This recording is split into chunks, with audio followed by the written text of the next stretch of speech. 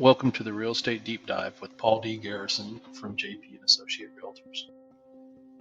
Today we're going to be talking about housing affordability, our homes becoming unaffordable. So I think we're all hearing people starting to say that homes just aren't affordable anymore.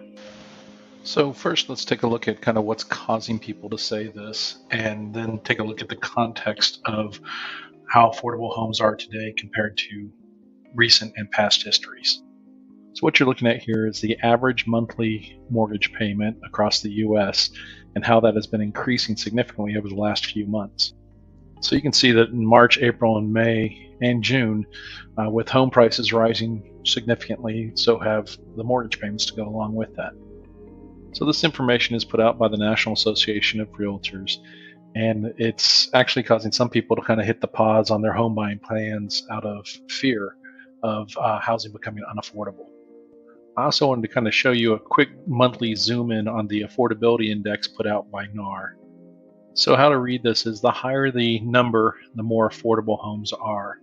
And this takes into consideration wages, house prices, and the current interest rates as well.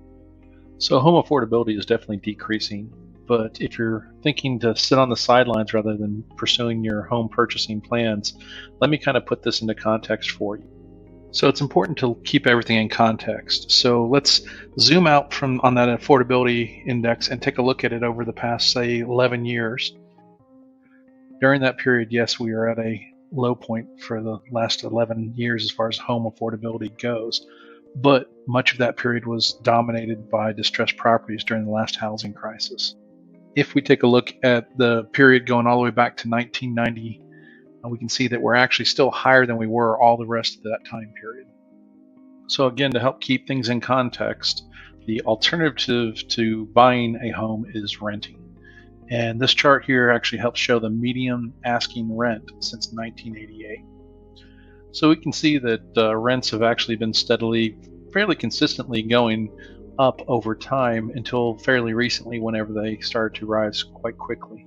So with the steady increase in rent rates, the issue becomes renters are unable to lock in their rents at an affordable level because they keep increasing with each renewal, and they're not building equity. So this really becomes a kind of a double-edged sword, because they're in a very difficult financial position as their cost of housing continues to rise, but they're not seeing the financial benefit of building equity to offset that. So with that in mind, I also wanted to show this graph that's kind of a concern for renters, and that is the percentage of monthly income needed for a mortgage payment. Predictably so, you can see that the percentage of income needed for a mortgage payment has been climbing right along with home prices over the last few months. Again, it's important to keep things in context. While 17.1% of your income going towards a mortgage payment does seem like a lot, the historic norm for that has actually been at 21.2%. So with this in mind, what are the experts saying about how much of your income should you set aside for housing?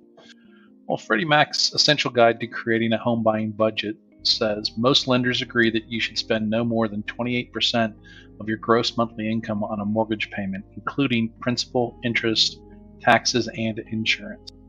While the National Association of Realtors says the 25% mortgage payment to income shares takes into consideration that homeowners have other expenses such as property insurance, taxes, utilities, and maintenance, so that total housing expenses are no more than 30% of income. Housing costs are not burdensome if they account for no more than 30% of income.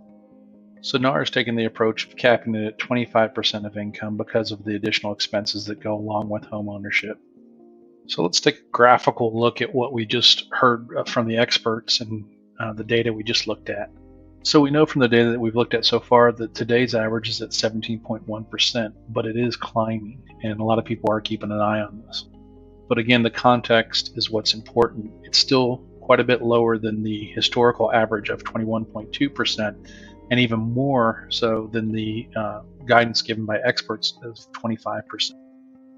So what does that mean? Well, yes, homes are less affordable than they were even just a few months ago, but they're not unaffordable. Many of the metrics and numbers in this presentation are based off of the national real estate market. However, local areas can vary. Please give me a call and we can discuss your situation. Have questions about your specific needs or location? Please contact me at 214-683-8188 or paul@pauldgarrison.com. Want more information about the housing market and related issues? Be sure and check out my blog at www.pauldgarrison.com.